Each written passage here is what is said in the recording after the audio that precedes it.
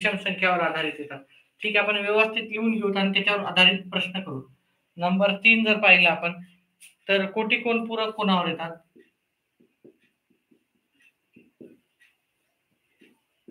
व पूरक कोण याच्यावर येतातच हमखास प्रश्न. नंबर 4 पाहिला आपण.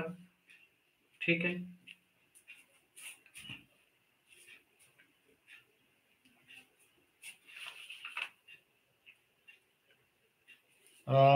काल कालमापन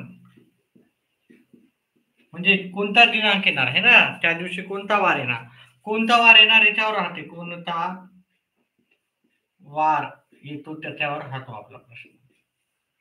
नंबर 5 राहतो घड्याळवर राहतो. घड्याळ वर शक्यतो येतोच प्रश्न. नंबर 6 जर बघितला तुम्ही तर क्षेत्रफळावर येतो. क्षेत्रफळ.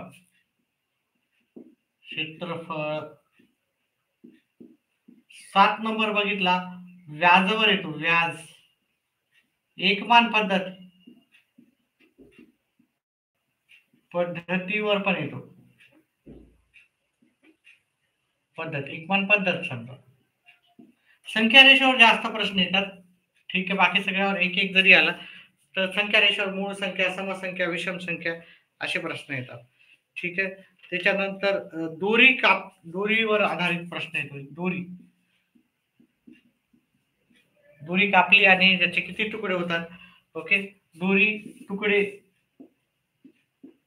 किंवा रस्त्याच्या दोन्ही रस्ता दिला, दोन्ही बाजूनी झाडे.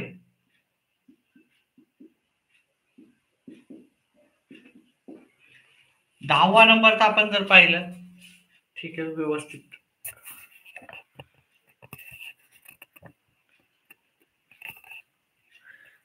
पुढचा टॉपिक जर पाहिला ज्याच्यावर नेहमी प्रश्न येतात,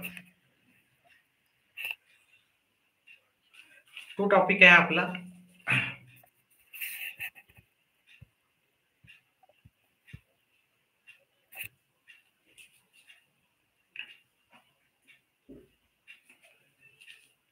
त्रिकोणांची संख्या किंवा चौकोनाची संख्या. त्रिकोण किंवा चौकोन किती, याच्यावर जास्त प्रश्न येतात. म्हणजे मल्टिपल. बाकी याच्यावर एक एक जरी येत असला तर या बाकीच्या गोष्टीवर जास्त येतात. अजून तुम्हाला बॉडमॉसवर येतात. बॉडमॉस वर 100% येतो. ठीक आहे. कोणावर येतात. कोणाचे प्रकार आहे ना. कोण म्हणजे अँगल. ठीक आहे. तर हे शक्यतो येतात. अजून भरपूर गोष्टी आहेत. ठीक आहे. आपण त्याच्यावर डिस्कस करण्यापेक्षा ह्या गोष्टी जर तुम्ही अभ्यास केला तर याच्यावर 100% प्रश्न येणारच आहे. जसं की मी तुम्हाला सांगितलं, हा पेपर आहे. ठीक आहे, पेपर आहे आणि एक पेपरचा सेट आहे आता माझ्याजवळ. मी त्याचा निरीक्षण व्यवस्थित अभ्यास केलेला आहे. ठीक आहे. आणि त्याच्या आधारित मी तुम्हाला सांगतो. नेहमी बऱ्याचशा पेपर थ्रू गेलेला आहे मी. ठीक आहे. हे अजूनही याच्यामध्ये असतील, माझं सांगायचं राहिलं असं अजूनही भरपूर असे टॉपिक्स आहेत की त्याच्यावर 100% प्रश्न येतो. याच्यावर ह्याचा जरी अभ्यास केला तर याच्यावर 15 प्रश्न तर तुम्हाला 100% येणार आहे. आणि तुम्हाला मी सांगितलं की कशावर सांगितलं तुम्हाला, एक स्तंभलेख राहते ना, आलेखाचे निरीक्षण. ठीक आहे. आलेख निरीक्षण.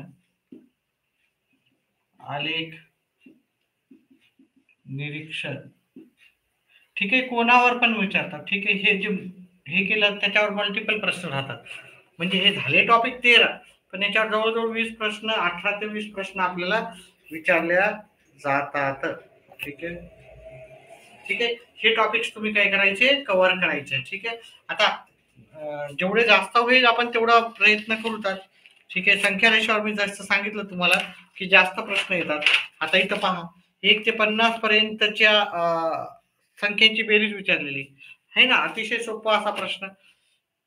पुन्हा सांगतो की हे गणितामध्ये जास्तीत जास्त प्रश्न याच्यावर आधारित येतात. अजूनही टॉपिक असतील, मी सगळे लिहिलेले नाहीये. ठीक आहे. तुम्ही पाहून घ्या. याच्यामध्ये अजून एखादा 2 टॉपिक असेल तर कमेंट बॉक्समध्ये टाका. नक्कीच राहणार आहे. मी फक्त लवकरात लवकर लिहून घेतले. हे टॉपिक करा आज आणि उद्याचा दिवस आपण हे टॉपिक सर्व करणारच आहोत. मी पेपर मागच्या वर्षीचे पेपर पाहिले, त्याच्यानुसार हे टॉपिक मी काय केलेले आहे, पाहिलं की निरीक्षण आलं की बाबा ह्या टॉपिकवर प्रश्न येतात आणि तुम्ही ह्या टॉपिक थ्रू जायचे. तर जर तुम्हाला गणित हा विषय मार्क जास्तीत जास्त घ्यायचे आणि अतिशय सोपा. ठीक आहे. तर याच्यावर आपल्याला जर पाहिलं आपण कोटी कोण पूरक कोण संख्या रोमन अंक. रोमन अंक वर लक्षात ठेवा. ठीक आहे. 10 आपण 10 एक्स लिहितो, 50 ला आपण एल लिहितो, 100 ला आपण सी लिहितो, 500 ला आपण डी लिहितो आणि 1000 ला एम लिहितो. आता तुम्हाला हे रोमन अंक माहिती आहे, बॉडमॉस आलं तर याच्यावरचा प्रश्न 100% आपला सुटला समजा. ठीक आहे. बॉडमॉस म्हणजे तुम्हाला गणिताची क्रिया कोणत्या पद्धतीने करायची त्याच्यावर. आता चला आपण ते न घेता आता संख्यावर बरेचसे प्रश्न येतात. संख्या वेगवेगळ्या प्रकारचे प्रश्न येतात संख्यावर. एक प्रश्न राहतो की बाबा आता ह्या परीक्षेमध्येच विचारलेला आहे, 1 ते 50 मधल्या सर्व नैसर्गिक संख्येची बेरीज. 1 ते 50 मध्ये सर्व नैसर्गिक संख्येची बेरीज. सर्व नैसर्गिक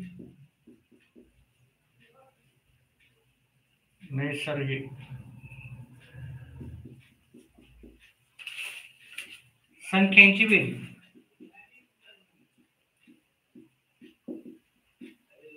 तिने पर्याय दिले होते आपल्याला. हा 2024 ला विचारलेला आहे. 2024 च्या टीईटी पेपर मध्ये विचारलेला. पर्याय आपल्याला दिले त्यांनी 1275, 2 पर्याय 1265, पर्याय क्रमांक 3 आहे 1175 आणि पर्याय क्रमांक 4 दिलता त्यांनी 1375. ठीक आहे. वेगवेगळ्या पेपर मधले आपण प्रश्न पाहणार आहोत. ठीक आहे. तर याचं उत्तर करायचं आहे मला सांगायचं आहे. संख्या याच्यावर भरपूर प्रश्न येतात. ठीक आहे. संख्यावर भरपूर येतात. तर 1 ते 50 मधल्या सर्व नैसर्गिक संख्यांची बेरीज करायची असेल. 50च्या पुढचा अंक आहे 51, त्याला 2 ने भागायचं होतं. ठीक आहे. सर्व नैसर्गिक संख्याची बेरीज आपण काय करतो, किती संख्याची बेरीज करायची, 50 संख्याची बेरीज करायची. 50 संख्याची बेरीज करायची तर त्याचा पुढचा नंबर येतो 51. 50 आणि 51 ह्या दोघांचा गुणाकार करून त्याला आपण कितीने भागायचे, 2 ने भागायचे. याला मग आपण हे 50 ला 2 ने भागितलं 25 येतात. ठीक आहे. 25 गुणिले 51 करायचे तुम्ही. ठीक आहे. 25 एक 25 आणि उरले 2. 25 5 1600 आणि हे 127 आपलं उत्तर. म्हणजे 1275 याचं उत्तर आहे. आता इथं वेगळ्या पद्धतीचा पण प्रश्न विचारला जाऊ शकतो. तुम्हाला फक्त समसंख्यांचीच बेरीज नाही, सॉरी सर्व नैसर्गिक संख्यांची म्हणण्यापेक्षा तुम्हाला सर्व विषम संख्याची पण बेरीज विचारल्या जाते कधी कधी. तर सर्व हे याचं उत्तर झालं. म्हणजे हा प्रश्न न विचारता त्यांनी सर्व समसंख्याची बेरीज, सर्व समसंख्याची बेरीज, समसंख्याची बेरीज असा विचारला असता. ठीक आहे. तर तुम्ही काय केलं असतं, याच्यामध्ये एकूण समसंख्या किती आहेत, समसंख्या याच्यामध्ये आहेत 25 आहेत हे ना. प्रत्येक दुसरी संख्या राहते समसंख्या. त्या 25 समसंख्याची हे करा विचारली त्यांनी बेरीज. तर 25च्या पुढची संख्या आहे 26. ह्या दोघांचा तुम्हाला गुणाकार करायचं उत्तर येऊन जाते. 25 सका 150, 15 आले. 25 दोन्ही 50 15, 50 आणि 15 होतात 65. तर सर्व नैसर्गिक संख्याची बेरीज किती आहे, सर्व सम नैसर्गिक संख्याची बेरीज आहे 650. जर ते सर्व विषम संख्याची बेरीज विचारली आहे, विषम ह्याच प्रश्नामध्ये 1 ते 50 मधल्या विषम संख्यांची बेरीज विचारली असते. तर एकूण विषम संख्या किती झालेल्या आहेत आपल्या, एकूण विषम संख्या पण 25 आहे. मग 25 ला आपण 25 न जर गुणलं तर सर्व विषम संख्यांची बेरीज येऊन जाईल. सर्व विषम संख्यांची बेरीज किती येणार आपल्याला, 625 अशी येणार आहे. ठीक आहे. आता तुम्हाला काहीही प्रश्न विचारू शकतात. तर संख्या रेषांवर तुम्ही जास्तीत जास्त प्रॅक्टिस करा. मूळ संख्या राहतात, मूळ संख्यावर पण भरपूर प्रश्न येतात. चला दुसरा टॉपिक पाहूत आपण.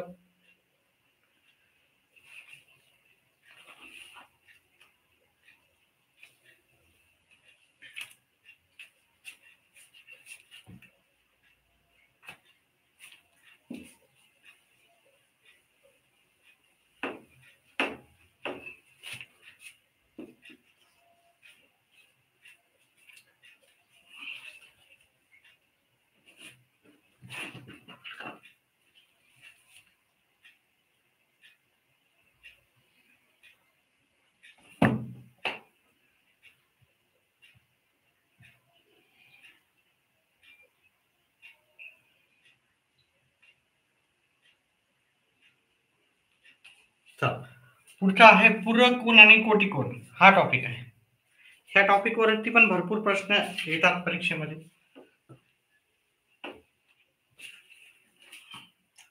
तर कोटी कोण काय राहतो? कोटी कोण,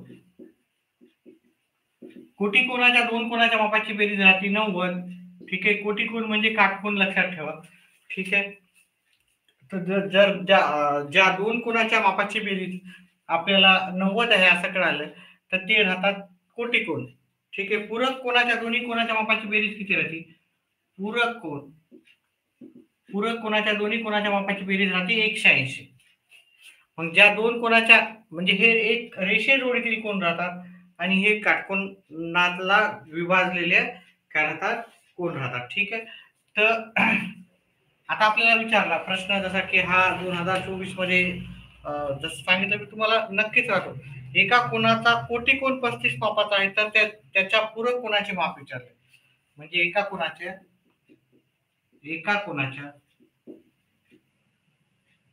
कोटी कोणाचे माप 35 अंश आहे तर त्याच्या पूरक कोणाचे माप किती? पूरक कोणाचे माप किती? ठीक आहे. आणि यांनी पर्याय दिला आपल्याला. पर्याय क्रमांक 1 55 अंश, पर्याय क्रमांक 2 135 अंश, पर्याय क्रमांक 3 120 अंश आणि पर्याय क्रमांक 4 125 अंश. ठीक आहे. याच्यावर आधारित आपण उद्या आपण मॅरेथॉन क्लास घेणार आहे, जास्तीत जास्त वेळ घेणार आहे आणि सर्व टॉपिक आपण डिटेलमध्ये करण्याचा प्रयत्न करू. आज थोडस लवकर म्हणजे वेळ जास्त झाल्यामुळं, रात्र जास्त झाल्यामुळं छोटे छोटे एक दोन दोन प्रश्न घेऊ. ग्रामरवरती पण आपण घेण्याचा प्रयत्न करू. ठीक आहे. तर आता एका कोणाचा कोटी कोण किती मापाचा आहे? 35 मापाचा आहे.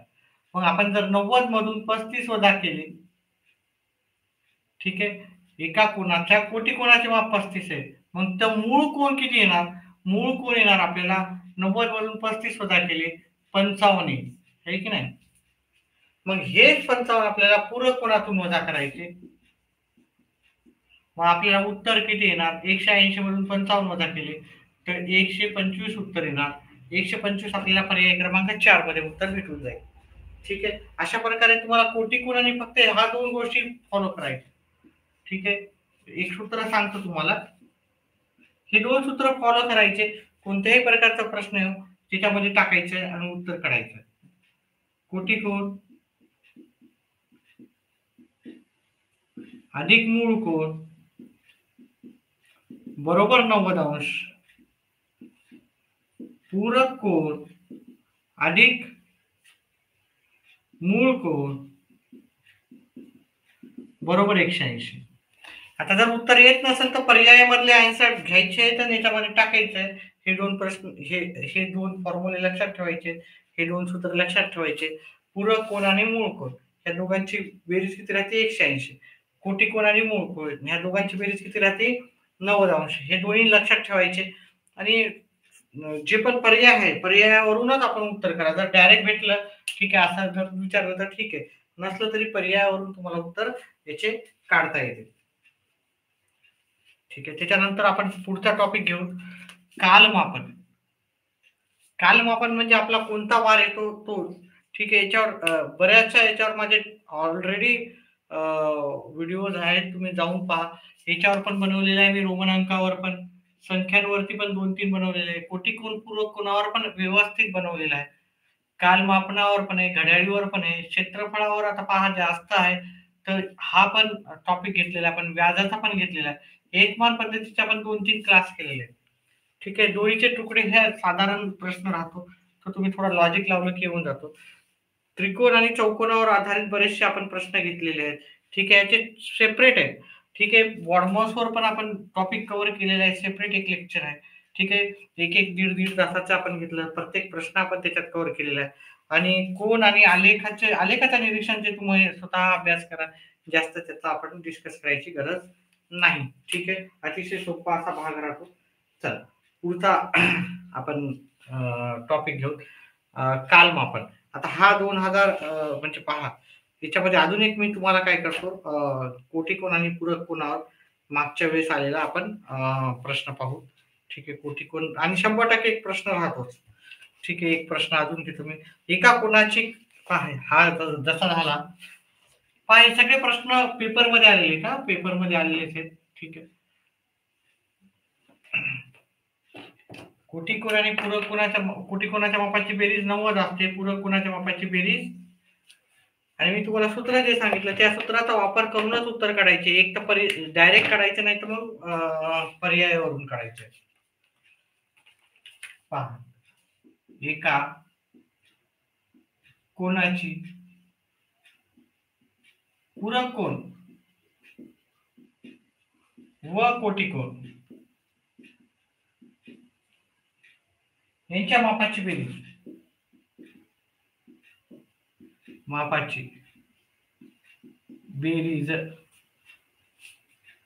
170 अंश आहे. तर त्या कोणाचे माप किती? तर त्या कोणाचे माप किती? ठीक आहे. पर्याय दिलेले होते त्यांनी. पर्याय दिलेले होते आपल्याला 60 अंश, 70 अंश, 40 अंश, 50 अंश. 60, 70, 40 आणि पर्याय करा 4, 50 अंश.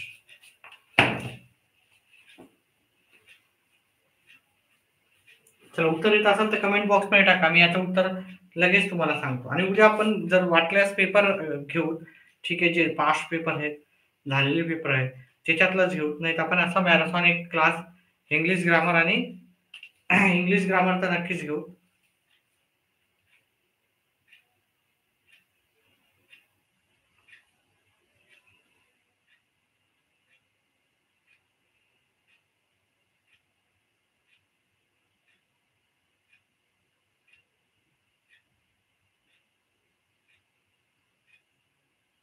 चला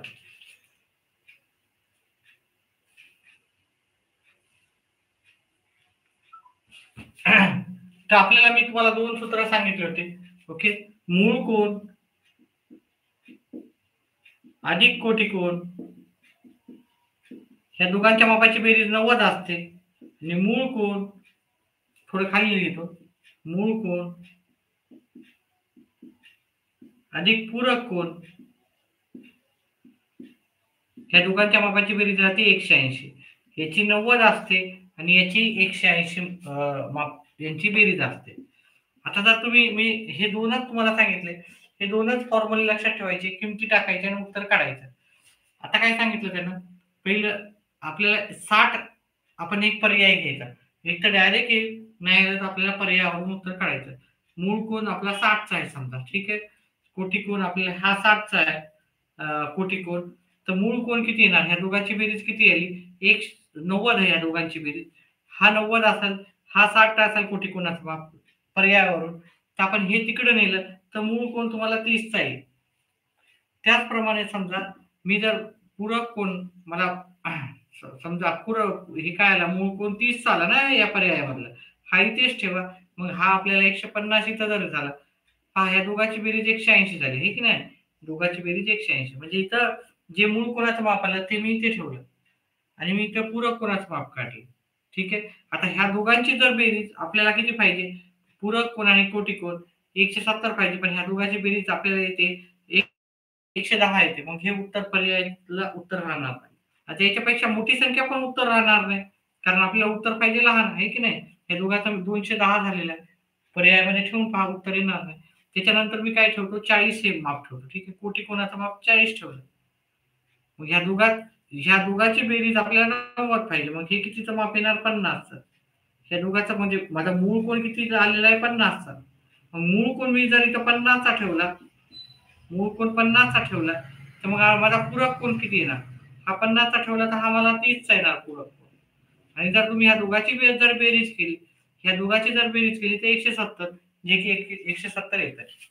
पण जर तुम्हाला शॉर्टकट मध्ये पाहिजेच असले याचं उत्तर, ठीक आहे. याचं उत्तर जर शॉर्टकटमध्ये पाहिजेच असेल सर एवढं ठीक आहे, मला हे तर येतच, पण एकदम शॉर्टकटमध्ये मला थोडंसं परीक्षेमध्ये वेळ वाचवायचा आहे. तर मग कसं करायचं? पूरक कोण आणि कोटी कोणाची बेरीज. पूरक कोण अधिक कोटी कोण बरोबर 180 90 अधिक 2 कोटी कोण 90 अधिक 2 कोटी कोण 90 अधिक 2 कोटी कोण हे आपल्याला सूत्र वापरावं लागेल. ठीक आहे. आता इथं पूरक कोण किती आहे? पूरक कोण आपल्याला माहित नाही. ठीक आहे. दोघांची बेरीज किती आहे? 170 दिलेली इथं दिलेली. हे 90 अधिक 2 कोटी कोण 2 कोटी कोण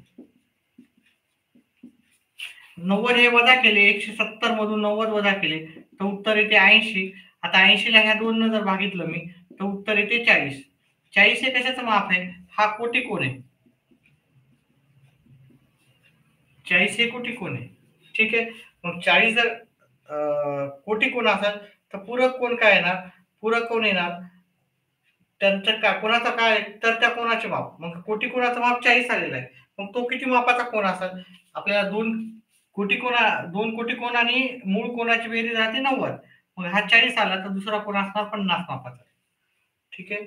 तर हे 50 मापाचं उत्तर आहे. चला पुढचा आपण प्रश्न घेऊ. पुढचा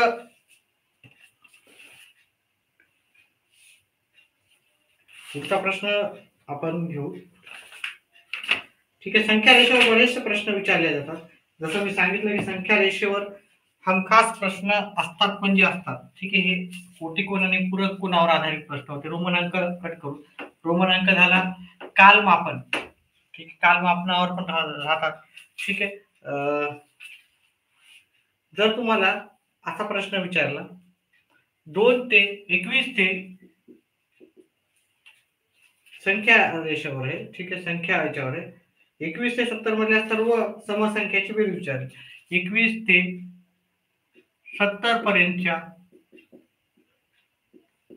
सर्व समसंख्यांची बेरीज. कारण याच्यावर प्रश्न खूप जास्त येतात संख्यांवर.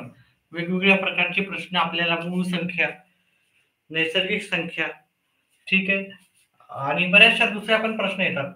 21 ते 70 पर्यंतच्या सर्व समसंख्यांची बेरीज हा अतिशय महत्वाचा होता. त्याच्यामुळे मी पुन्हा हे घेतोय. बेरीज किती आपल्याला विचारले.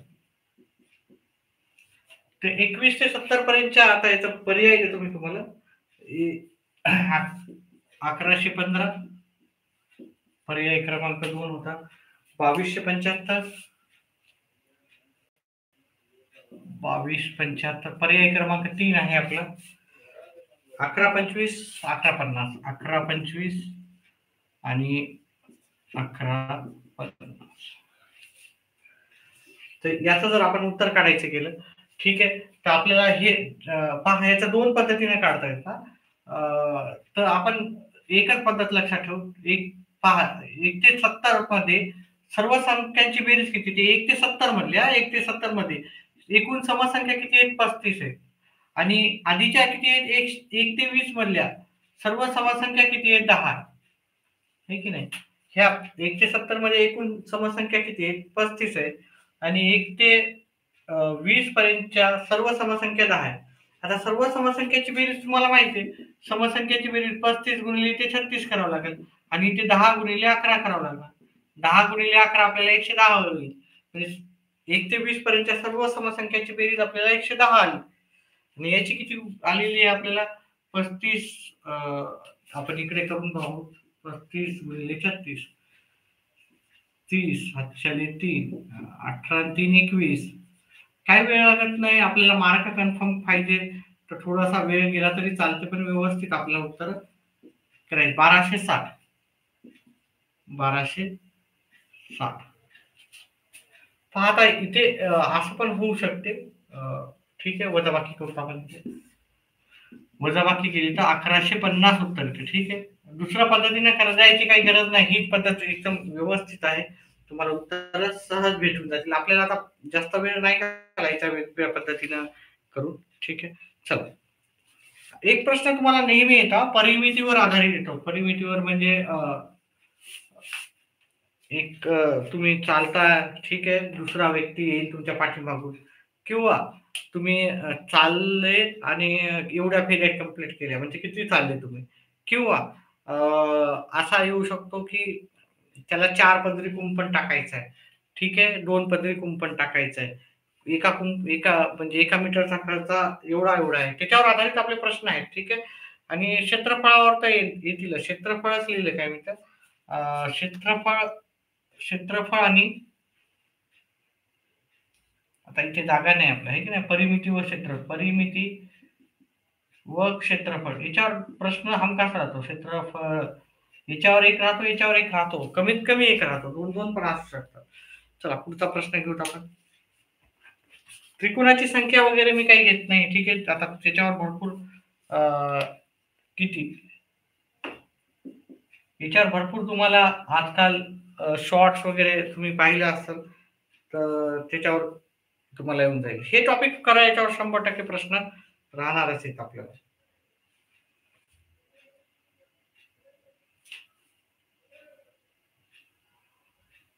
पुढचा प्रश्न घेऊत आपण. पुढचा आपला टॉपिक राहणार आहे. एकच मिनिट विद्यार्थी मित्रांनो.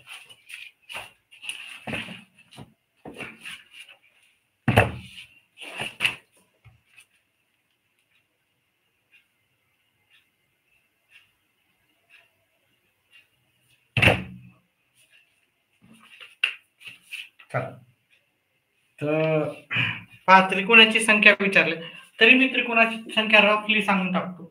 ठीक आहे. किंवा चौकोनाची संख्या 1, 2, 3 असं लिहिलं. इथे त्रिकोणाची संख्या विचारली असेल, तर इथे 1 नंबर टाकायचा, इथे 2, इथे 3 आणि इथे 4. आता या सर्वांची बेरीज करायची. 1 + 2 + 3 + 4 किती झाले? हे 1 आणि 2 3, 3 आणि 3 6, 6 आणि 4 10. इथं त्रिकोणाची एकूण संख्या आहे 10 आहे. त्याचप्रमाणे समजा आपल्याला अजून एक असला असता इथे, ठीक आहे, पुढचा एक असला असता, आणि ते आता किती नंबर द्यायचे? 1, 2, 3, 4 आणि ते 5 नंबर दिला. ठीक आहे. मग आपण या सगळ्यांची बेरीज केली. 1 मध्ये 2 मिळवले 3, 3 मध्ये 3 मिळवले 6, 6 मध्ये 4 मिळवले 10, 10 मध्ये 5 मिळवले 15. एकूण त्रिकोणाची संख्या आपल्याला इथं 15 आहे. आता प्रश्न आजकाल असे येत नाहीये. ठीक आहे. तुम्हाला असे प्रश्न येऊ शकतात. ठीक आहे. की संघ आहे. ठीक आहे. क्रिकेटचे मॅचेस खेळल्या जातात. कॉम्पिटिशन आहे. ठीक आहे. किंवा बॅडमिंटनचे, जास्त करून बॅडमिंटनचे मॅचेस खेळल्या जातात. ठीक आहे. किंवा क्रिकेटचे मॅचेस. एकूण 8 संघ आहेत. किती संघ आहेत? 8 संघ. हे 8 संघ, प्रत्येक संघ एकूण एक संघ दुसरा संघ एक वेळेस खेळणार आहे. किती वेळेस खेळणार आहे? ते प्रत्येक जण एकूण एकमेकाशी खेळणार आहे प्रत्येक सामना. ठीक आहे. ए नंबरचा, बी नंबरचा, सी, डी, ई, एफ, जी, एच, 1, 2, 3, 4, 5, 6, 7, 8 असे आपल्याला एकूण किती आहेत असे संघ दिलेले आहेत. ठीक आहे. ठीक आहे. आणि प्रत्येक संघ एकूण एकाशी एक वेळेस खेळणार आहे. मग एकूण सामने किती झाले असा आपल्याला प्रश्न विचारू शकतात. ठीक आहे. फक्त सेमीफायनल, फायनल त्याच्यामध्ये आपल्याला गृहीत धरायचं नाही. एकूण सामने त्या साखळीमध्ये किती खेळले जातील. ठीक आहे. असा प्रश्न विचारला जातात. मग हे किती झालेले आहेत? हा पहा किती कट मारलेले तुम्ही. 1, 2 हे कडचा सुरुवातीचा आणि शेवटचा नाही पकडायचा. 1, 2, 3, 4, 5, 6, 7 हे की नाही. हे 7, 7च्या पुढची संख्या घ्यायची 8, भागायचं त्याला 2 न. मग किती किती सामने खेळले जातील? हा याला 2 न भाग घेतला. 7 चोक 28, आपल्याला 28 सामने एकूण होतील. समजा 9वा संघ असला असता, तर आपण काय घेतला असता? ठीक आहे. असे आपण मार्किंग केले असते. आणि हँडशेक विचारतात कधी कधी, किती हँडशेक झालेले आहेत, हे की नाही. असं पण विचारतात. समोरच्या असा एक डब्बा देतील तुम्हाला. इथे आयताची संख्या विचारल्या जातील. आयताची संख्या कशी काढायची? इथे 1, 2, 3, 4, 5, 6 नंबर द्यायचे. 6, 6 आता पहा, एक डब्बा सोडून टाकायचा त्याच्यातला. ठीक आहे.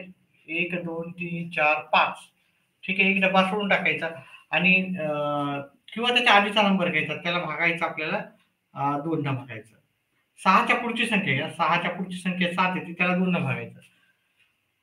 मग बेक बे बेत्रिक 6, 3 गुणिले 7, उत्तर येते 21. 21 आपल्याला एकदा आहे त्याची संख्या भेटून जाईल. अशा प्रकारचा झाल्याच्या नंतर आपण पुढचा आपण पाहू. एकमान पद्धतीवर येतात प्रश्न. ठीक आहे, एकमान पद्धतीचे काही प्रश्न पाहू.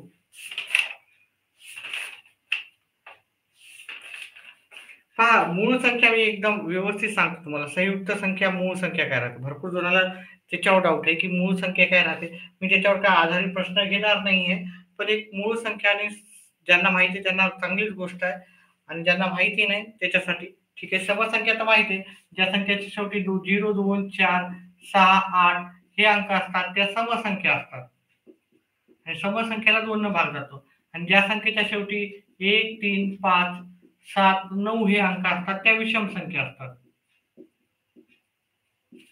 ठीक आहे, समसंख्या विषम संख्या आपल्या बहुतेक सगळ्यांना माहिती आहे. ठीक आहे, त्याच्यानंतर पुढचा मी जे सांगितलं तुम्हाला की काय सांगितलं मी तुम्हाला की मूळ संख्या आणि संयुक्त संख्या हे ओळखणं खूप महत्वाचं आहे, आणि त्याच्यावर आधारित प्रश्न 100% गॅरंटेड राहतो. मूळ संख्या, जवळजवळ मूळ संख्या सगळ्याला माहिती आहे, त्याच्यामध्ये जोडमूळ ठीक आहे आणि सहमूळ आपण पाहू. ठीक आहे, मूळ संख्या, संयुक्त संख्या, त्याच्यानंतर जोडमूळ आणि सहमूळ. आता हे जोडमूळ तर सोपं राहतं, फक्त सहमूळ काय राहतं ते आपण पाहू नंतर. सहमूळ ठीक आहे. पहा, मूळ संख्या कोणत्या राहतात. आता जर आपण इथे नंबर घेतले 1, 2, 3, 4, 5, 6, 7, 8, 9, 10, 20 पर्यंत पाहूत आपण. 11, 12, 13, 14, 15, 16, 17, 18, 19 आणि 20. एक ही संख्या मूळ पण नाही, संयुक्त पण नाही. लक्षात ठेवा, एक ही संख्या मूळ पण नाही आणि संयुक्त पण नाही. त्याच्यानंतर जी संख्या आलेली आहे ती 2. 2 हे फक्त 2चा पाडा सोडून दुसऱ्या कोणत्या पाड्यात येतात का? नाही येत. ठीक आहे, मग 2 ही मूळ संख्या झाली. 3 ही फक्त 3च्याच पाड्यात येतात. ठीक आहे, सोप्या सोप्या भाषेमध्ये 3 हे 3च्याच पाड्यात येतात, दुसऱ्या कोणत्याच पाड्यात येत नाही. मग 3 पण मूळ संख्या झाली. जर पाड्यात येत असेल तर ती संयुक्त संख्या आहे. 4 हे कशाच्या पाड्यात येतात का? हो, 4 हे 2च्या पाड्यात येतात. मग ही 4 कोणाच्या तरी पाड्यात येतात, म्हणजे ती संयुक्त संख्या झालेली आहे. जर एखाद्या संख्येच्या पाड्यात येत असेल तर ती संयुक्त असते. 5 कोणाच्याच पाड्यात येत नाही, त्याच्यामुळे ती मूळ संख्या झाली. 6 कोणाच्या पाड्यात येतात? 2च्या पाड्यात पण येतात 6, 3च्या पाड्यात पण येतात 6.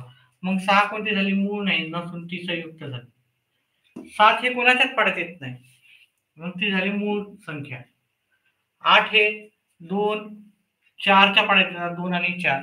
ठीक आहे, फक्त ते स्वतःचा अंक सोडून बाकी कोणाच्या पाड्यात यायला पाहिजे. 9 पण पाड्यात येतात कोणाच्या तरी, मग त्या संयुक्त संख्या झाल्या. 10 पण येतात, 11 कोणाच्याच पाड्यात येत नाही. 12 येते, 12 3च्या पाड्यात, 6च्या पाड्यात, 4च्या पाड्यात येतात. ठीक आहे, त्याच्यानंतर 13 पण येतात. 13 कोणाच्याच पाड्यात येत नाही. 14 येतात कोणाच्या तरी पाड्यात, 15 पण येतात, 16 पण येतात, 17 पण येतात, 17 येत नाही. 17 मग मूळ संख्या झाली. 17 कोणाच्याच पाड्यात येत नाही. 18, 19 कोणाच्याच पाड्यात येत नाही, आणि 20 कोणाच्या तरी पाड्यात येतात. आता याच्यामध्ये झालं आपण मूळ संख्या पाहिल्या, संयुक्त संख्या. आता आपल्याला पाहायचं जोडमूळ. जोडमूळ कोणते आहे? जोडमूळ. आता हे सर्व मूळ संख्या आहेत. याच्यामध्ये जर 2चा फरक असेल, 2 मूळ संख्येमध्ये फक्त 2चा फरक असेल तर त्यात काय राहतं का? जोडमूळ असतात. याच्यातला 2चा फरक आहे का नाही? इथे ह्या दोघांचा 2चा फरक आहे. 3 आणि 5 मध्ये कितीचा आहे? 2चा फरक आहे. 5 आणि 7 मध्ये 2चा फरक आहे. ही जोडमूळ संख्याची एक जोडी झाली. 5 आणि 7 मध्ये 2चा फरक आहे. ही जोडमूळ संख्याची दुसरी जोडी झाली. तिसरी जोडी, या दोघांमधला फरक 4चा आहे आणि आपल्याला 2चा पाहिजे. ह्या दोघांमध्ये 2चा फरक आहे. या दोघांमध्ये पण 2चा फरक आहे. अशा जोड्या तुम्हाला शोधून काढायच्या ज्या 2 मूळ संख्येतला फरक आपल्याला 2चा येतो, तो जोडमूळ संख्या आहे. आता सहमूळ काय राहते? ज्याचा अवयव एकही एकसारखा नाही. ओके, मूळ अवयव एकही एकसारखा नाही, त्या तर आता सहमूळ संख्या. एक उदाहरण घ्यायचं गेलं, सहमूळ पाहूत आपण. बऱ्याच जणाला एक प्रश्न राहतो. ठीक आहे. बरेच जण असं पण म्हणतात एक मूळ संख्या असलं की ते काय राहते, त्या दोन्ही मूळ संख्या काय राहतात सहमूळ. तर तसं नसते. ठीक आहे. तर समजा 20 आणि ह्या 15 ह्या दोन संख्या आपण जर पाहिल्या. ठीक आहे. 20 चे अवयव पाडायचे आपल्याला 10, 2, 5, 5 आणि 1. आणि 15 चे अवयव काढायचे 3, याचे येतात 5 आणि इथं 5 आला इथे. ठीक आहे. मग या सहमूळ संख्या आहेत का? तर मग एक लक्षात ठेवायचं, इथं पण 5 आहे आणि इथं पण मूळ अवयव 5 आहे. दोघांचा मूळ अवयव समान आहे, त्याच्यामुळे हे सहमूळ नाही आहेत. हे सहमूळ आहेत का? नाही आहेत. जर मी दुसरी संख्या घेतली असती, ठीक आहे, इथे 15च्या ऐवजी 21 घेतले असते. आता ह्या दोन संख्या विचारल्या, ह्या सहमूळ आहेत का? तर आपण काढून पाहू. 21 चे आपण अवयव केले, 3 न भाग केला 7 आले, 7 चे अवयव केले 1 आला. आता आपण 20 चे अवयव केले, 2 गुणिले 2 गुणिले 5, 2 गुणिले 2 गुणिले 5 आणि 21 चे अवयव केले 3 गुणिले 7. एक सिंपल गोष्ट लक्षात ठेवा, सहमूळसाठी ज्या दोन संख्येचा मसावी ज्या दोन संख्येचा मसावी एक येतो त्या सहमूळ संख्या असतात. आता या दोघांचा कोणता तरी कॉमन फॅक्टर आहेत का नाही, मग सहमूळ ह्या आपण जोडी काढू शकतो का नाही, मग हे झाले. त्याचा जर मसावी काढायला गेला तर एक निघतो. ज्या संख्येचा मसावी सामायिक अवयव काहीच नसतो तिथं मसावी काय राहतो, एक असतो. मग जर मसावी काढायला गेला मसावी, तर सामायिक अवयव कोणताच नाही. मग आपण एक हा गृहीत धरतो सामायिक अवयव. ज्या संख्येचा मसावी एक येतो त्या असतात सहमूळ संख्या. हे कोणतं डेफिनेशन तुम्हाला कोणत्याच पुस्तकात दिसणार नाही. ही एक गोष्ट तुम्ही लक्षात ठेवायची. ज्या दोन संख्येचा मसावी एक असतो म्हणजे त्यात मसावी निघतच नाही, मग ते राहतात सहमूळ संख्या. ही एक गोष्ट लक्षात ठेवा. अवयव काढायचे, नाहीतर काही जण काय करतात, सर एक मूळ संख्या आहे ना, आता समजा मी एक उदाहरण दुसरं देतो. ठीक आहे. समजा इथं मी 29 घेतले आणि इथं 87 घेतले, है ना. सर ह्या सहमूळ आहेत का 29 आणि 87? पहा, ह्या दोन याचे अवयव काढायला गेले 29चे, 29 ला 29 न भाग जातो. ठीक आहे. उत्तर इथे 1. तर 29 चे अवयव झाले 29 आणि 87 चे जर अवयव काढायला गेलं तर 87 ला आपल्याला 3 न भाग जाते.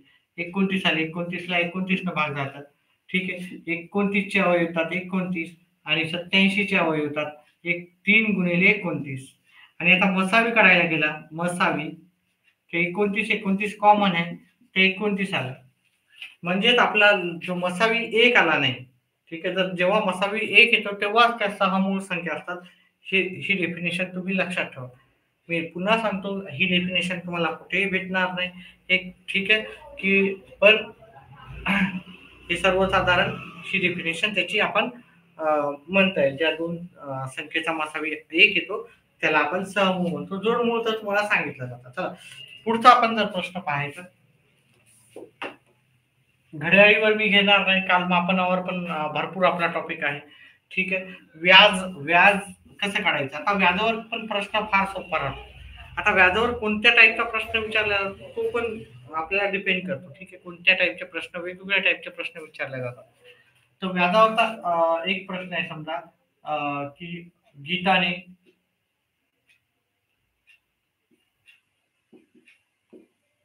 बँकेतून 70,000 चे कर्ज घेतले. पहा याच्यावर वेगवेगळे प्रश्न येतात. वेगवेगळ्या टाईपनं प्रश्न येऊ शकतात. तिने व्याजाचा दर 10% असून 10% दर 10% दर साल दर शेकडा दर साल दर शेकडा दसा दसे येतात व्याजाचा दर. आता मी व्यवस्थित लिहिलेलं आहे. ठीक आहे. हा दर न लिहून दर साल दर शेकडा असं लिहितात. दसा दशे 10% आहे. तिने बँकेला 91,000 रुपये परत केले तर कालावधी काढा. आता प्रश्न व्यवस्थित नसेल तर कालावधी किती कालावधीसाठी तिने रक्कम घेतली होती असा प्रश्न होता. तर तिने ती रक्कम किती कालावधीसाठी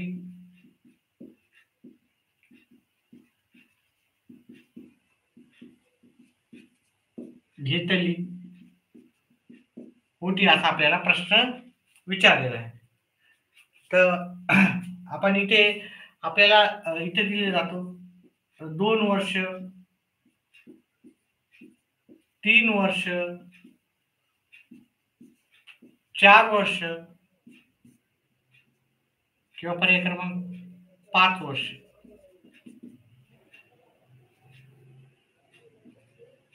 ठीक आहे, असा आपल्याला प्रश्न येतो. आता याच्यावर वेगवेगळ्या पद्धतीने विचारले जातात. फक्त इथं 2 फॉर्म्युलेच लक्षात ठेवायचे, जास्त याच्यामध्ये जायचं नाही. जर उत्तर येत नसेल तर पर्यायामध्ये उत्तर शोधायचं आणि त्याच्यामधून ते पर्याय काय करायचा तो ऑप्शन मध्ये टाकायचे आणि उत्तर करायचे. आता मी दोन्ही प्रकारचे प्रश्न तुम्हाला करून समजून सांगितलेले आहेत. माझे व्हिडिओ जाऊन पाहिले तुम्ही, तर दोन्ही पद्धतीने मी सांगितलं. जेव्हा स्पेशल स्पेशल याचे आपण टॉपिक बनवले त्याच्यामध्ये तुम्हाला नक्कीच भेटून जाईल. तर तुम्ही माझे मागचे व्हिडिओ जाऊन पहा. याच्यावरचा प्रश्न तुम्हाला सहज सॉल्व्ह करता येईल. आता आपण इथे जास्त डिटेलमध्ये जाणार नाही. मी जसं सांगितलं 2 फॉर्म्युले. कोणत्याही प्रकारचा प्रश्न येऊ, त्या 2 फॉर्म्युल्यामधून तुमचा सुटणार आहे. जास्त फॉर्म्युले आपण लिहायचे नाही ना पाठ करायचे नाही. जर तुम्हाला सांगितलं तर फॉर्म्युल्यामध्ये ठेवून करा, नाही तर काय करा, हे उत्तर त्या फॉर्म्युल्यामध्ये टाका. ठीक आहे, उत्तर एक एक करा, जास्त वेळ लागेल पण मार्क कन्फर्म आहे. ठीक आहे, मार्क कन्फर्म घ्या, थोडे कमी सॉल्व्ह करा. 30ला 30 प्रश्न नका करू, 22, 23, 24 करा, 5 प्रश्न कमी करा. पण जे उत्तर करायला ते परफेक्ट करा. म्हणजे आपले मार्क परफेक्ट यायला पाहिजे. ठीक आहे, तुम्ही एका याच्यामध्ये जवळजवळ 18 जरी मार्क घेतले, ठीक आहे, 30 पैकी, तरी तुमचं काय होतं, तुम्हाला पास होण्याची शक्यता जास्त आहे. ठीक आहे, 90 मार्क घ्यावं लागतात आणि तुम्ही कॅटेगरी आहे तर तुम्हाला 83 मार्क घ्यावं लागतात. म्हणजे जवळजवळ एकात 16 किंवा 17 जरी बरोबर आले तर तुम्हाला टी पास होणार. ठीक आहे, त्याच्यामुळे जे करायला ते परफेक्ट करा. 25च प्रश्न करा पण व्यवस्थित करा. उत्तर बरोबर यायला पाहिजे. जे परफेक्ट टॉपिक आहे त्याचे मार्क भेटणार असेल. म्हणजे चांगले नाही, ठीक आहे, त्यांना थोडंसं जास्त मेहनत घेतली की त्याच्यावर पण मार्क सहज भेटून जातील. चला, आता याचे मी तुम्हाला 2 फॉर्म्युले सांगतो. व्याजाचा फॉर्म्युला राहते मुद्दल दर काळ भागिले 100 आणि रास बरोबर मुद्दल अधिक व्याज. हे 2 फॉर्म्युले लक्षात ठेवायचे. ठीक आहे, आता मी करून देतो. एकच मिनिट थांबा, थोडासा गळा पाणी पिऊन आपण लगेच हे सुरू करू.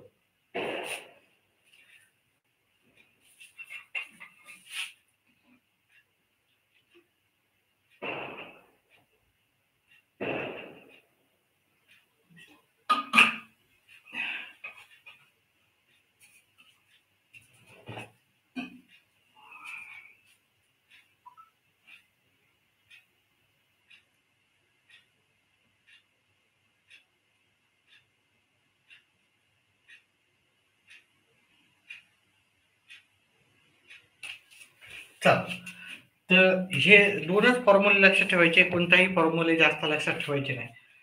पहिला फॉर्म्युला आहे मुद्दल दर काळ भागिले 100 आणि दुसरा फॉर्म्युला आहे मुद्दल आणि व्याज. आता जर ही जी रक्कम तिने परत केलेली याला रास म्हणतात. म्हणजे व्याजासहित जी रक्कम असते तिला व्यास म्हणतात. काय म्हणतात, रास म्हणतात. ही रक्कम जी आहे तिने व्याजासहित फेडलेली आहे. ठीक आहे, व्यवस्थित जरी प्रश्न असला तरी तुम्हाला एकंदरीत प्रश्नाचा सारांश कळालेला आहे. तर रास आपली 91,000 आहे. मुद्दल तिने घेतली होती, मुद्दल 70,000 घेतली होती. व्याज आपल्याला माहित नाही. हे इकडं वजाबाकी केली आपण. 91 मधून 70,000 मायनस केले, 91 मधून 70,000 मायनस केले आपल्याला. हे इकडे गेले प्लसचे मायनस, तर व्याज आपल्याला 21,000 येतं. आणि 21,000 जर आपण इथे ठेवले, 21,000, मुद्दल आपल्याला किती आहे, 70,000. दर आपल्याला माहिती आहे 10%, काळ आपल्याला माहिती नाही, भागिले 100. आता जे इथे काटाकाटी होऊ शकते, इथे काटाकाटी करू का?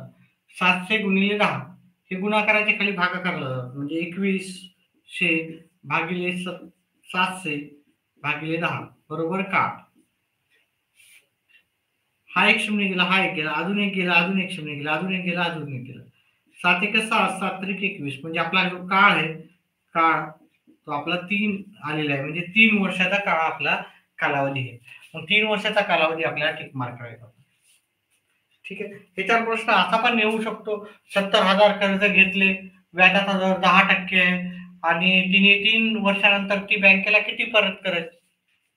ठीक आहे, असाही प्रश्न आहे. उलटून सुलटून येतात प्रश्न. ठीक आहे. तर पुढचा प्रश्न घेऊ आपण. पुढचा टॉपिक घेऊ. व्याजाचं झाल्याच्या नंतर एकमान पद्धतीवर घेऊ आपण.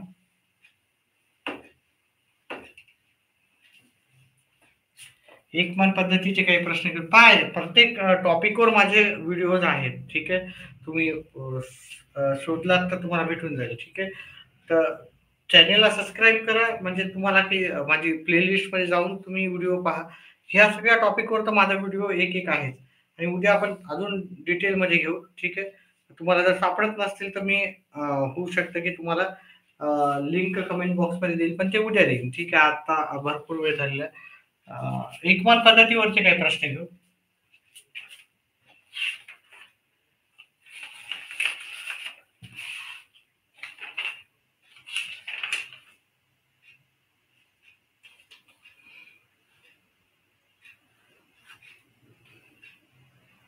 त्रिकोणी संख्येवर पण येतो हा. त्रिकोणी संख्या लिहिलेली आहे का मी तर? संख्यामध्ये त्रिकोणी संख्यावर येतोय. त्रिकोणी संख्या, त्रिकोणी संख्यावर 100% प्रश्न राहतो, मूळ संख्यावर राहतो. ठीक आहे. चला आपण एकमान पद्धतीवरचे प्रश्न पाहू.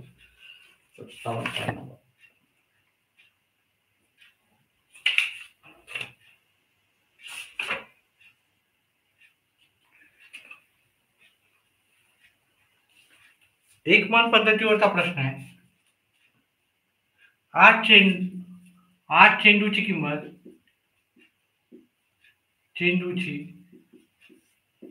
किंमत 60 रुपये आहे, तर अशा 1.5 डझन चेंडूची किंमत किती? अशा 1.5 डझन चेंडूची किंमत आपल्याला विचारली.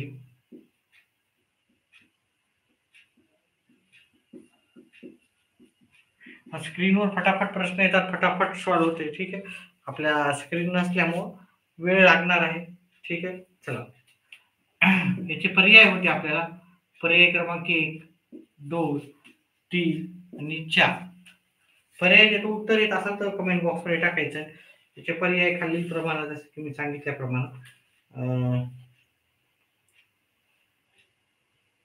120, 135, 120, 135,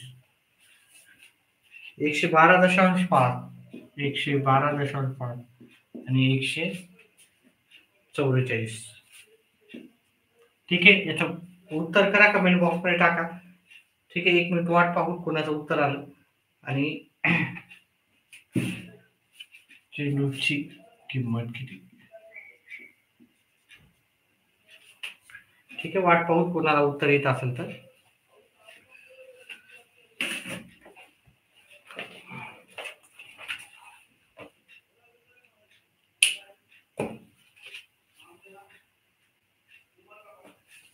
एका मिनिटाचा, अर्ध्या मिनिटाचा टाइम देऊ. उत्तर येत असेल तर कमेंट बॉक्समध्ये टाकायचं आहे.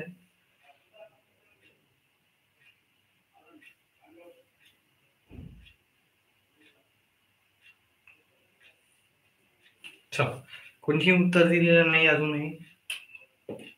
पहा, एकमान पद्धतीवर आधारित प्रश्न जर तुम्ही प्रॅक्टिस केली तर तुमचं गणित व्यवस्थित होण्यासाठी किंवा चांगलं होण्यासाठी मदत होते. आता इथं 1.5 डझन चेंडूची किंमत विचारली. ठीक आहे. 8 चेंडू, पहिले त्याच्या चेंडू लिहा आणि इथं रुपये लिहा. ठीक आहे. 8 चेंडू होते, त्याची किंमत किती होती? आपल्याला 60 रुपये होती. 1.5 डझन मध्ये किती होतात? 1.5 डझन, एका डझन मध्ये 12 चेंडू असतात. तर 1.5 डझन चेंडू आपल्याला किती राहतील? 1.5 डझन म्हणजे 18 चेंडूची किंमत आपल्याला विचारली. 18 चेंडूची किंमत माहिती नसल्यामुळे आपण एक्स लिहू. मग काय करायचं, ह्या दोघांचा गुणाकार करायचा. ही एक्सची किंमत काढायची असेल तर ह्या दोघांचा पहिले गुणाकार करायचा. 60 गुणिले 18. एक्सला सोडायचं, एक्सच्या अपोजिट सोडायचं. बाकीच्या दोन संख्येचे गुणाकार करा आणि त्याला भागाकार करा. एक्सच्या अपोजिट काय आहे त्याच्यानं भागाकार करा. तुम्हाला एक्सची किंमत भेटून जाईल. याला 2 न भाग गेला, याला 2 9 आले, इथं 4 आले. याला 2 न भाग गेला, 4 1 4, 15 चौक 60. एक्स बरोबर 15 गुणिले 9. उत्तर येते 135. 135 आपल्याला पर्याय क्रमांक 2 मध्ये भेटून जाईल.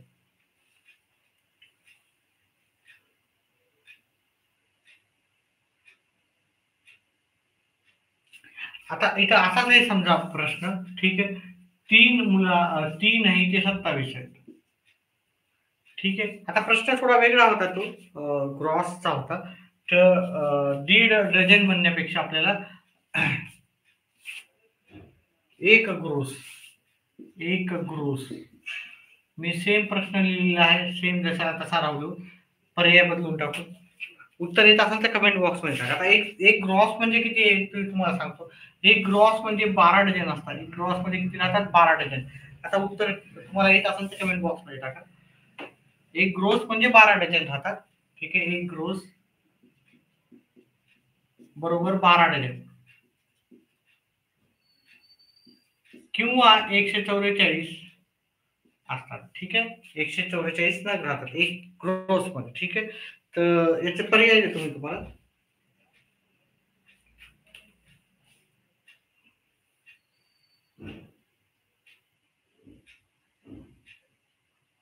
नाही, ही थोडा वेगळा प्रश्न आहे. ठीक आहे. हा प्रश्न वेगळा आहे. प्रश्न मी व्यवस्थित मांडतो. ठीक आहे.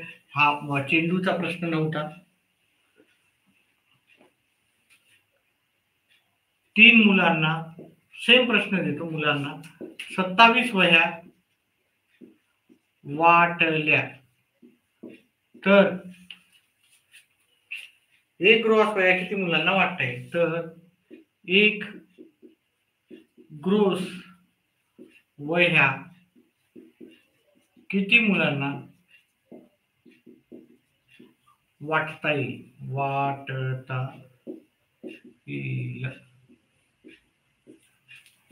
पर्याय आपल्याला दिलेले आहेत 24 16 18 12. 24 16 18 12. उत्तर करायचे, कमेंट बॉक्स मध्ये टाकायचे येत असेल तर.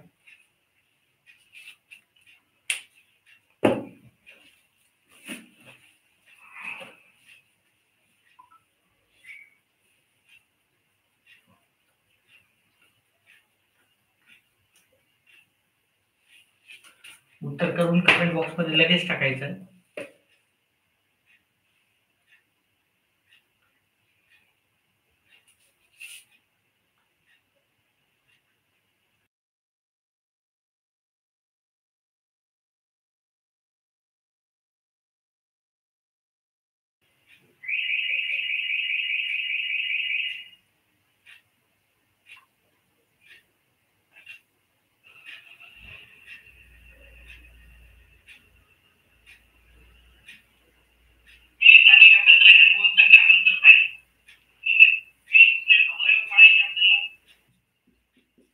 ठीक आहे. उत्तर करायचंय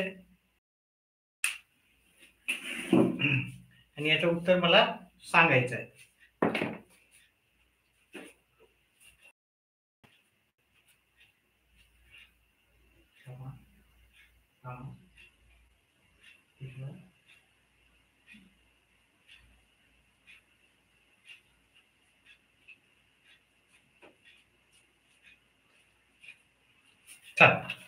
कोणाचंही उत्तर आलेलं नाही, मीच सांगतो याचं उत्तर. बघा, मुलं किती आहेत? मुलं आणि वया. मुलं 3 आहेत, वया 27 आहेत. 3 मुलाला 27 आणि एक ग्रॉस म्हणजे 144. मग आपल्याला याची किंमत किती येईल ते विचारलेलं आहे. मग इथे एक्स घेतला आपण. आता एक्स घ्यायचा, एक्सचा गुणाकार 27 संघ करायचा आणि 3चा गुणाकार 144 संघ करायचा. 144 27 गुणाकाराचे भागाकारला जातील. 27 गुणाकाराचे भागाकारला 3 1 3 3 9 27 9 1 9 9 1 9 उरले 5 9 सखे 54 म्हणजे 16 मुलांना दिले जातील. त्याच्यामुळे पर्याय क्रमांक बी मध्ये याचं उत्तर आहे.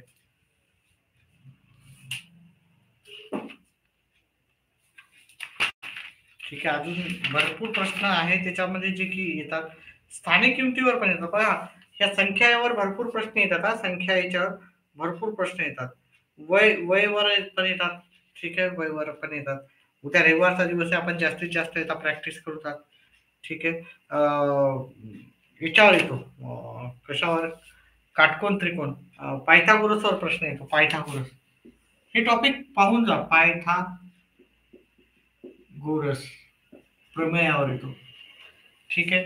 अजून मी तुम्हाला सांगितलं शेकडेवारीवर येतो. शेकडेवारी ठीक आहे. हा प्रश्नपत्रिकेमध्ये मी सांगायला आता मला जेवढी लक्षात आहे तेवढी सांगायला तुम्हाला किंवा प्रश्न बघून मला लगेच लक्षात यायला. ठीक आहे. ह्या गोष्टी येतात जास्त करून.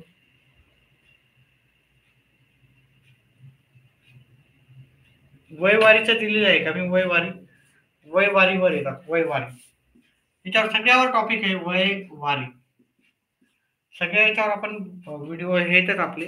तर तुम्ही जर आपल्या चॅनेलला सबस्क्राईब केलं तर तुम्हाला नोटिफिकेशन येऊन जातं. ठीक आहे. की हे याच्यावर तुम्ही जर टॉपिक टाकला तर आपला व्हिडिओ येऊन जाईल तुमच्याजवळ. ठीक आहे. चल आता आपण काय करू याच्यामध्ये आता एक लास्ट टॉपिक घेऊ आपण शेकडेवारी. पायथागोरसवर पण भरपूर प्रश्न राहतात. पायथागोरस सांगून देऊ तुम्हाला पायथागोरस काय राहतं. आता पायथागोरस मध्ये काय विचारलं जातं. एक बिल्डिंग आहे. ठीक आहे. एक बिल्डिंग आहे किंवा एक भिंत आहे. ठीक आहे. ती है समजा की तुम्हाला इथे भिंत आहे 12 मीटर लांबीची आणि इथे एक शिडी लावलेली. ही ते शिडी लावलेली. ही शिडीची लांबी आहे 13. तर हे जमीन याचा दोघं शिडीचं आणि भिंतीचा पहिल्या सुरुवातीचा अंतर किती किंवा ह्या जमिनीपासून ही शिडी जी आहे ही लावलेली हे तुम्हाला इथलचं माप देतील. इथलचं देतील तर इकडचं काढायचं राहते किंवा ह्या दोनाचं माप देतील तर शिडीचं अंतर काढायचं राहते. आता इथं तुम्हाला 2 दिलेले आहेत. हे पायथागोरस नुसार आपल्याला हे गॉडमॉस नुसार करायचं. सॉरी पायथागोरस नुसार करायचं. इथे कर्ण वर्ग आहे 13चा वर्ग. 13चा वर्ग बरोबर आपल्याला ही संख्या नाही माहिती ते x पकडायचं बरोबर 12चा वर्ग अधिक x चा वर्ग. 13चा वर्ग 169 येतो बरोबर 12चा वर्ग 144 x चा वर्ग. हे मायनसला राहतील तर 169 वजा 144 बरोबर x चा वर्ग. 25 बरोबर x चा वर्ग. ठीक आहे. वर्गमूळ घेतले आपण. वर्गमूळ घेऊन आपल्याला x बरोबर किती येणार. x बरोबर आपल्याला हे 25 कशाचा वर्ग आहे 25 5चा वर्ग. वर्ग सर्व पाठ करायचे. ठीक आहे. तर अशा प्रकारे आपल्याला याच्यावर आधारित प्रश्न एक येतो. मी तुम्हाला जसं सांगितलं एक तर ह्या 2 पैकी कोणते तरी माप देतील. प्रश्न असा राहील एक शिडी आहे एक भिंत आहे आणि ती शिडी त्या टोक हे इथं हे होतं. ठीक आहे. हे टोक इथं कुठंतरी भिंतीच्या शेवटी किंवा खिडकीच्या खिडकीला लागतं किंवा बिल्डिंगच्या लास्ट कोपऱ्याला लागतं असा प्रश्न राहतो. आणि एक तर तुम्हाला बिल्डिंगची उंची शिडीची उंची आणि शिडी आणि म्हणजे शिडी आणि भिंतीचा जो फरक आहे सुरुवातीचा फरक ह्या 3 पैकी तुम्हाला 2 माहिती दिल्या जातात. तिसरी माहिती तुम्हाला काढायची राहते. ठीक आहे. इथं तुम्हाला शिडीची पण उंची काढायला सांगू शकतात. तुम्हाला ह्या इमारतीची उंची तुम्हाला 20 काय दिल्या जाते समजा अंदाजा इथं 5 दिली समजा. ठीक आहे. हे सॉरी इथं समजा इथं हे 8 दिली हे 6 दिली. तुम्हाला शिडीची पण विचारू शकतात. मग हे अतिशय सोपं आहे. हे 8 दिलं हे 6 दिलं 8चा वर्ग करायचा अधिक 6चा वर्ग करायचा. हे कर्ण वर्ग येईल. हे की नाही कर्ण वर्ग माहिती नाही म्हणजे x वर्ग. 8चा वर्ग 64 अधिक 6चा वर्ग 36 100 आहे समजा. 100 कशाचा वर्गमूळ घेतला तर x बरोबर आपल्याला काय येणार 10. म्हणजे अशा प्रकारचे तुम्हाला प्रश्न परीक्षेमध्ये येण्याची शक्यता दाट असते. त्याच्यानंतर वयवारीवर आधारित आज नाही घेऊ, आपण उद्या घेऊ. शेकडेवारी एक छोटासा टॉपिक घेऊ. आणि उद्या आपण ग्रामर आणि गणिताचा भाग नक्कीच घेऊ. ग्रामर, इंग्लिश ग्रामर जास्तीत जास्त घेऊ. ठीक आहे. इंग्लिश ग्रामरवर कोणते प्रश्न नेहमी विचारले जातात ते पण घेऊ. आणि हे मी टॉपिक जसे गणिताचे दिले, उद्या सगळे देऊ. गणिताचे पण टॉपिक देऊ, इंग्लिशचे पण टॉपिक देऊ. आणि कोणते प्रश्न जे नेहमी म्हणजे गॅरंटेड की याच्यावर प्रश्न येतात, त्या इंग्लिशच्या टॉपिकवरच आपण उद्या काय करू, लेक्चर करू. ठीक आहे. आता मी शेकडेवारीचे काय घेतो. समजा माझ्याजवळ 25,000 आहे. ठीक आहे. पैकी 25,000 पैकी मला 5,000 म्हणजे बरोबर किती टक्के, किती टक्के, एक तर असा प्रश्न येऊ शकतो. 25,000चे 5% म्हणजे किती टक्के. येत असेल तर उत्तर कमेंट बॉक्समध्ये टाका. व्हिडिओला लाईक करत जा. व्हिडिओला लाईक करा. व्हिडिओला डाऊट्स असले तर डाऊट्स पण टाकत जा. काही टॉपिकवर करायचं असेल तर ते तुम्ही बोलत नाही, त्याच्यामुळे मी काय की मी माझ्या टॉपिकवर करतो. तुम्हाला एखाद्या टॉपिकवर उत्तर पाहिजे असेल, वीक असेल किंवा पक्का असेल, अजून पक्का करायचा असेल, तर ते तुम्ही मला टॉपिकचे नाव सांगा. मी त्याच्यावर नक्कीच किंवा प्रश्न टाका. मी तो प्रश्न नक्की तुम्हाला सॉल्व्ह करून देईन.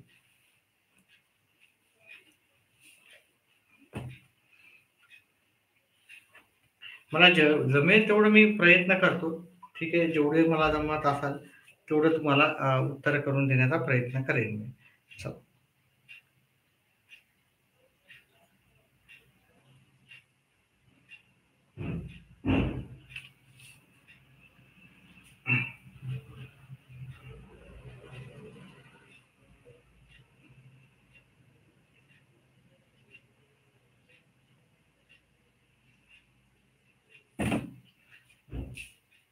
चला, हे 25,000, 5,000 घ्यायचे. 25,000 खाली लिहायचे. टक्केवारी काढायची असेल तर गुणायचे 100. ठीक आहे. आपण दोन्हीचे एक एक प्रश्न घेऊ. ठीक आहे. तर हे 2 शून्य 3 शून्य कटले, इथलचे 3 शून्य कटले. 5 एक 5, 5 5 25, 100ला 5 न भागितले. 100, 5 एक 5, 5 दोन्ही 10, शून्य जसा तसा. किती टक्के आला आपल्याला? 20% उत्तर आले. पण हाच प्रश्न जर असा असला असता,